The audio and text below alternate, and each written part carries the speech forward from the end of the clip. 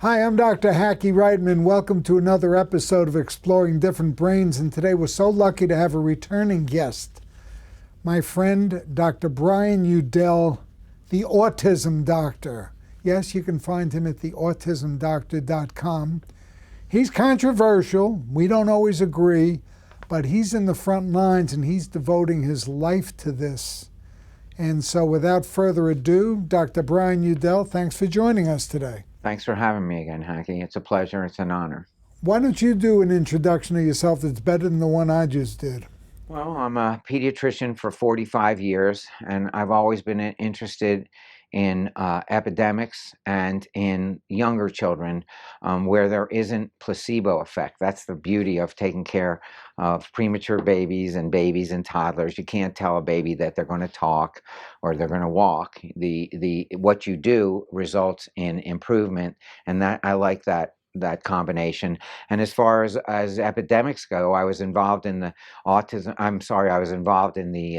drug and alcohol baby epidemic in the 1970s and 80s as a neonatologist, and I saw those children until they were 3 years old at the follow-up clinics. And then I was involved mostly with AIDS babies in the 80s and 90s, and if they survived, I saw those children in the follow-up clinics. And then all those very rough pregnancies, very difficult deliveries and rough first years, I saw those children for the city until they were 3 years old. And my first case of autism was in 1975, so I would have recognized it. And these children who had very rough starts didn't have autism. They had maybe a lot of ADHD, especially the drug and alcohol babies, or small size if they were fetal alcohol syndrome, ADHD. But autism didn't appear on my radar until 2009 when I started the autism clinic here down in Broward County. And we were seeing approximately 5 children a week getting evaluated for that. And now in the clinic that I do in Davie, near Nova University, we're seeing approximately 15 children a day, and there's a waiting list of 6 months or more, to see doctors like me. Tell us from your point of view, the biggest misconceptions about autism that are out there now. Well, I think the first misconception that I always want to get a chance to say is, didn't you make the wrong diagnosis? We don't really have more autism. They just used to be called retarded. That one really gets me because I take it personally. I took care of the sickest babies on the planet for 25 years in the last century. So I got all those babies that I called mentally retarded. That's not the name now. It's challenged IQ. But in those days, it was called mental retardation and cerebral palsy. And didn't I really just misdiagnose it? And now they would be called autism. And my point about that is the incidence of mental retardation 30 years ago was 1 in 2,000. So even if I got every single child wrong, and I called them mentally retarded or developmentally challenged, and I was wrong about every single one of them, they really had autism, how did it go from 1 in 2,000 to 1 in 59 kids, 69 kids, 2% of boys? 80,000 children will be born this year who will eventually get a diagnosis of some kind of developmental delay, including autism. I didn't get it wrong. I didn't miss it. We've got an epidemic happening. It's rolling over us. And I believe that the pediatricians of today, the neurologists of today, are more worried about the epidemics of the last century than they are of the epidemic of this century. Why don't you say what you really feel? How have things changed from your point of view? Because everything is different now, okay? And the biggest factors you see, you just want to touch on a couple of them that have changed, because you have a 40-year stretch. Yeah, it's actually 45. And the biggest thing I see that's different is antibiotics. I always want to point that out. There's antibiotics. Every time a kid sneezes, they get a course of antibiotics. There's antibiotics given so you won't get a bacterial infection, which is bizarre, because if you give antibiotics prophylactically, you're going to get a resistant bacterial infection. Every time you sneeze and it's a virus, viruses aren't killed by antibiotics. In the last century, if I had a child under the age of 3, maybe 1 or 2 times that it required antibiotics, that was unusual. In this century, children, a mother will tell me, well, he's only been on antibiotics 5 or 6 times, okay? And that is a huge change. What we're eating is a huge change. We have antibiotics in all the food that we're eating. We have antibiotics in the animals, and they don't necessarily tell the truth that there's these organic foods don't have antibiotics in them. That, so that is the number one thing I see as different for children in this century than the last century, the way overuse of antibiotics. And the second thing is positioning of children. I said this a lot, that in 1990, we used to put children before 1990, we put children on their front for 300,000 years, or however long man's been around. We put children on their front when they went to sleep. And it was discovered, rightly so, in the 1990s, that if you put the child on their back, they would have a less incidence of SIDS, which is true. The incidence of SIDS has gone way, way down, like 100 times since we've done that. But the price we've paid is reflux. And if you reflux, especially you reflux if you reflux here, the doctors start giving Nexium and Prilosec and Prevacid, which I never was able to give in the last century. Every single premature baby has reflux. If you're taking care of premature babies, you're taking care of reflux. And I didn't have Prilosec, and I didn't have autism. Okay, so now they just give Nexium. I just give Nexium. Where's a study on Nexium given to babies? And what's the workup that you're doing? Premature babies get reflux. Why are term babies getting reflux? So that's the second thing. So both the reflux and the treatment of the reflux and the extension of the reflux. If you're not just refluxing up here, you're refluxing into your ears. So the incredible increase in number of otitis medias and treatment of otitis media and tubes that they need, tympanostomy tubes to cure the recurrent otitis media. I would say those are the top 2 things that I see as the difference in this century. And the third thing would be the 85,000 or more chemicals in the air, food, and water that weren't there when we were kids. So susceptible individuals. Why are boys more susceptible than girls? I don't know, but in the newborn intensive care unit, we'd much rather take care of a girl. They just were stronger. I guess that's why they can have kids, that girls are stronger. And so boys are just being a boy is susceptible. Having minor genetic problems that wouldn't have shown up in the last century are showing up now because we can't detoxify all the chemicals that are even in the water. There's Prozac levels. Who said that's okay? How did we evolve, with this going on while you're a fetus? So those are the top 3 things on my list. This is kind of a segue to the whole gut brain. Why don't you give us your thoughts on that? We've been so lucky here at Different Brains to have met, Derek McFabe up in Canada, who's certainly one of the pioneers in this area and everything. But just the way of looking at the connection as you have from the gut to the brain and vice versa. Well, the first thing that that comes to mind is the fact that his name was Dr. Gershon, and he was at Columbia University in 1990, who first described the gut-brain interaction. So 1990 is 29 years ago, and doctors will talk about that today like it's religion. Do you believe in the gut-brain connection? Do you believe in it? I mean, how many years does something have to be around? And it constantly gets the follow-up studies constantly show that this is true. So how could we have nearly 30 years of follow-up studies to show that there are more neural cells in your gut than in your brain? Okay, that what affects your gut does affect your brain. Why do we say butterflies in your stomach? Why do we use, you don't have butterflies in your stomach. Just about every analogy that you use for anxiety, you'll be using your stomach, okay? And so so it's not just coincidental. And the second thing is that we have changed the biome. We have changed what's growing in us.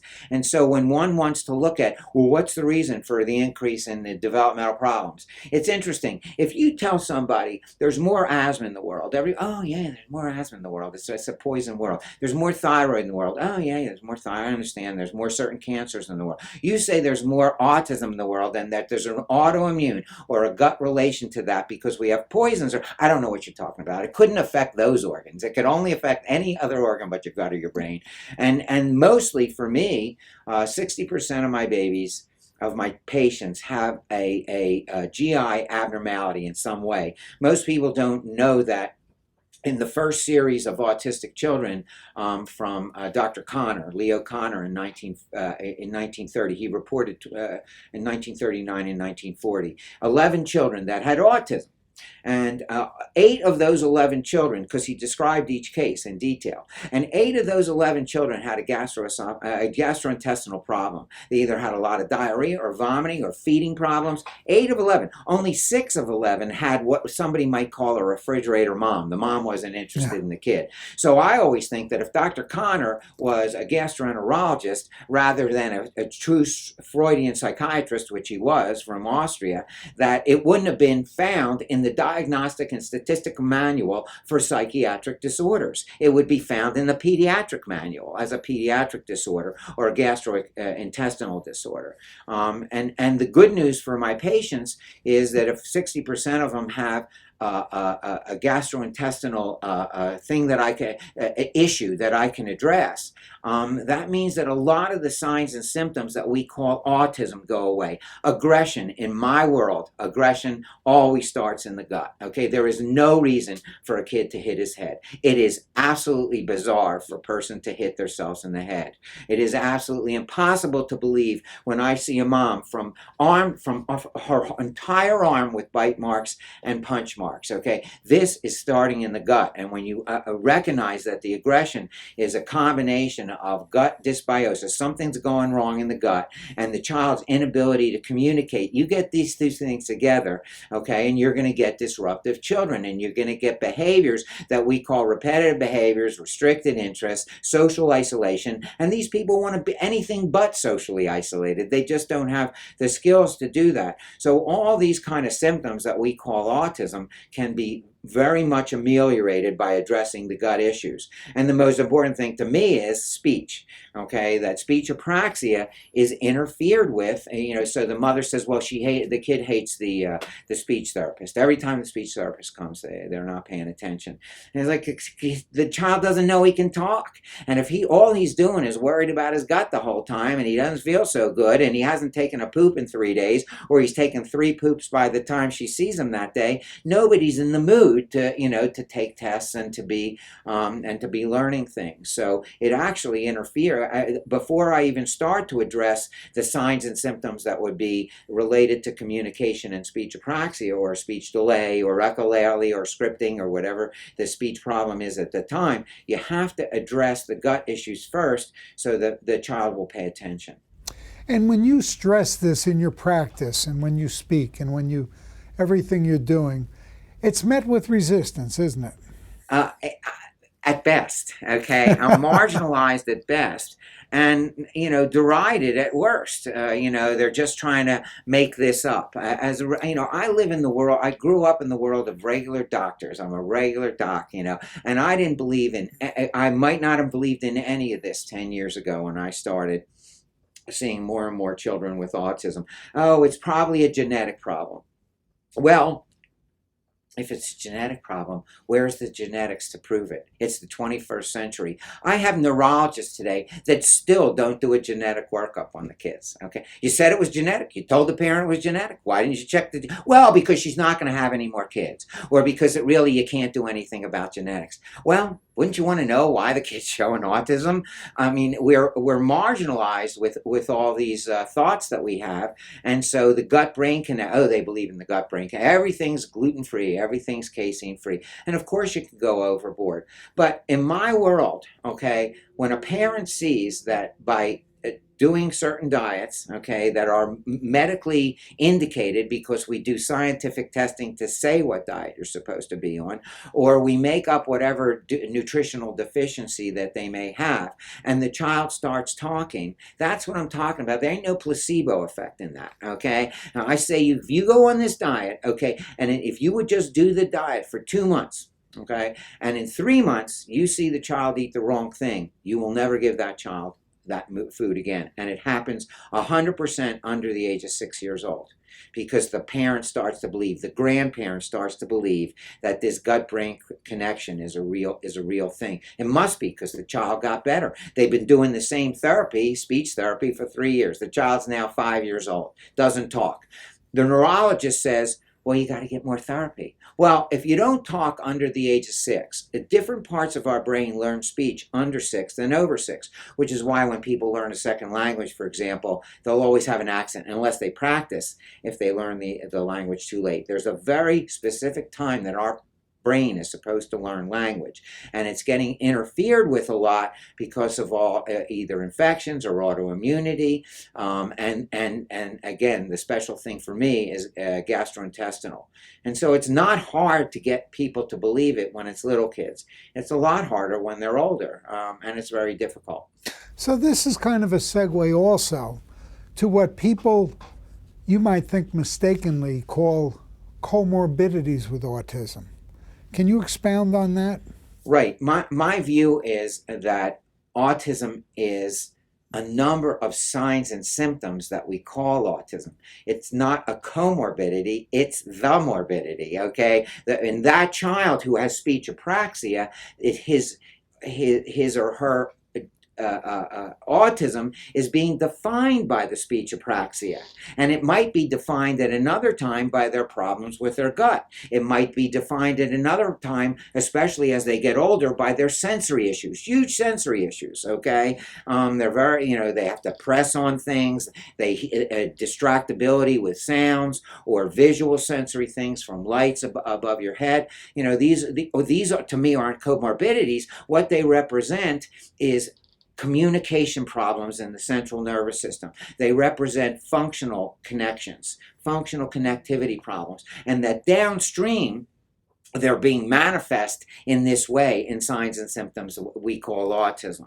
And I think that's a more elegant way to look at the problem as a constellation of morbidities, okay, that lead to a downstream diagnosis of autism. Then you've got autism and ADHD and sensory processing disorder and oppositional defiance disorder, okay, and sleep problems, okay. It's all the same thing, and I know this because when you get to therapies that address these connections, they get better. Where do you see the state of medical education and education of our frontline doctors, family practitioners, pediatricians, not to mention those orthopedic surgeons, but where do you see the state of education for autism? I think that if we're going to wait for randomized, controlled, prospective, double-blind studies to answer, any therapy that we give, we're going to be waiting a real long time. And that at the present time, my experience with pediatric residents that I talk to is woefully inadequate for this epidemic. They don't understand what I'm doing. Again, my beef is that in the last medical journal, Journal of American Medical Association Pediatric Review, okay, there were 0 articles, okay, 0 articles on the epidemic of our time. When I was taking care of premature babies, there'd be 3 or 4 articles on respiratory distress syndrome and necrotizing enterocolitis and bleeding in the brain. Every month you'd have 2 or 3 articles about one of these things.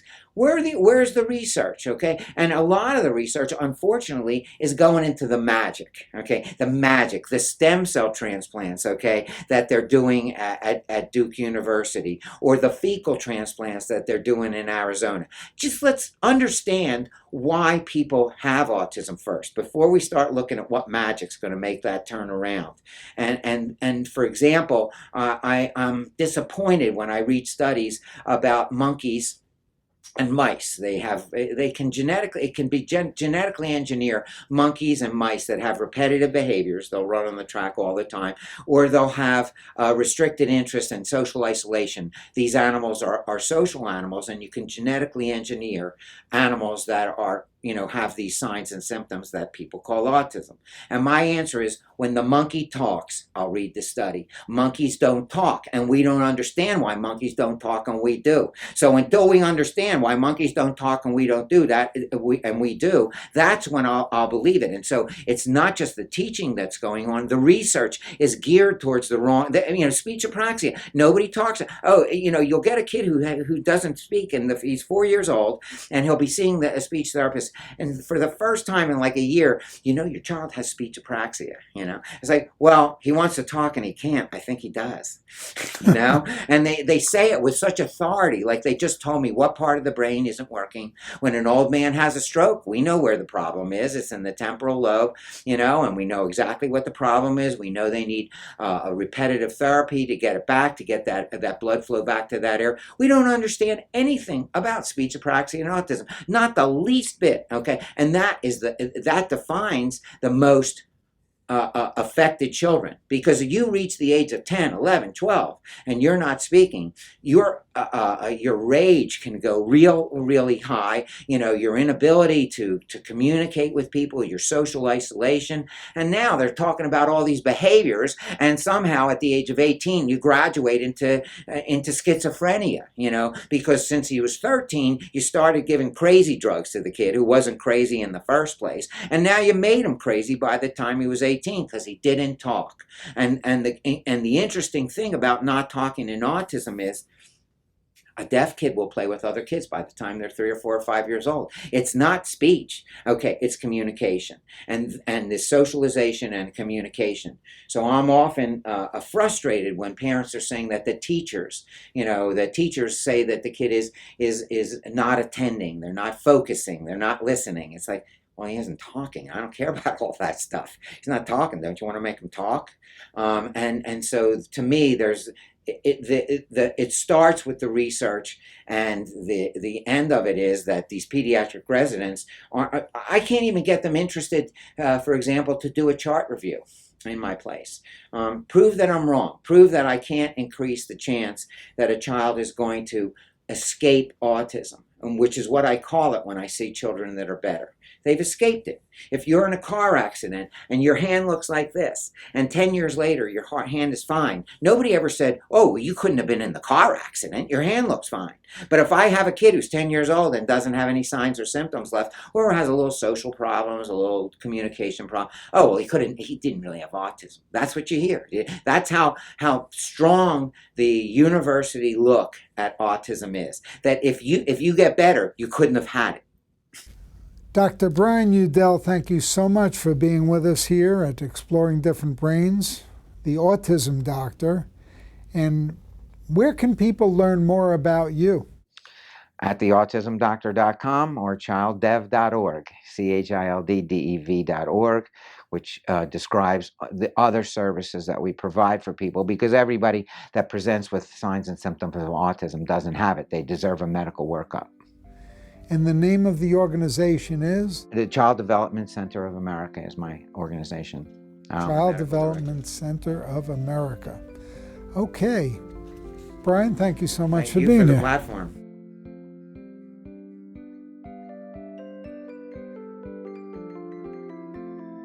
Exploring Different Brains is a production of Different Brains, Inc. For more information, visit us at differentbrains.org.